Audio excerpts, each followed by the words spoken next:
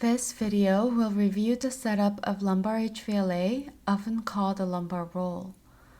For the purpose of the exercise, let's pretend that we're treating the somatic dysfunction L3 to 5 neutral, side bent right, rotated left.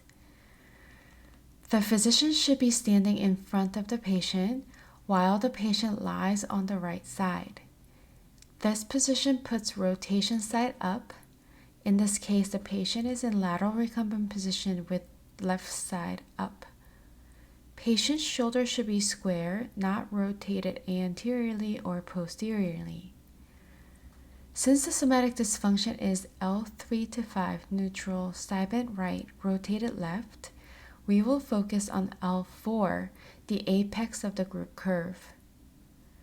With your cephalad hand, contact the posterior transverse process of the L4 vertebra.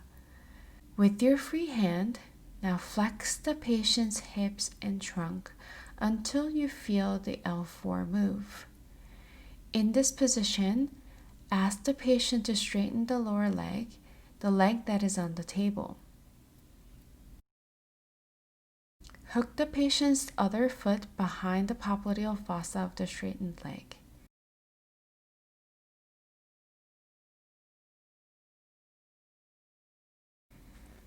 Now, switch to palpating hand.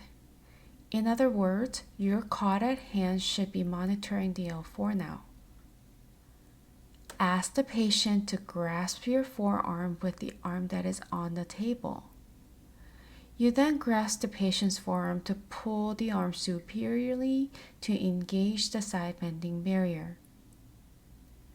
You can see that Dr. Williams is pulling Tony's arm superiorly, creating a side bending curve towards the left. Once the side bending barrier is engaged, pull the arm anteriorly to rotate the torso, engaging the rotational barrier. Now thread your cephalad hand and forearm beneath the patient's axilla. Your caudate hand is over the L4 while the forearm should be over the pelvis. In this position, rotate the patient's pelvis anteriorly while you rotate the torso posteriorly. This position allows L3 to rotate left, effectively rotating the L4 right, engaging the barrier.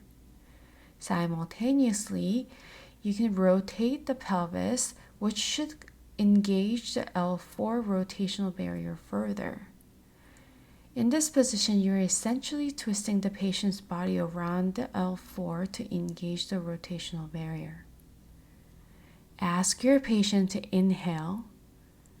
When the patient exhales, follow the patient's breath with gentle twists to engage the barrier further.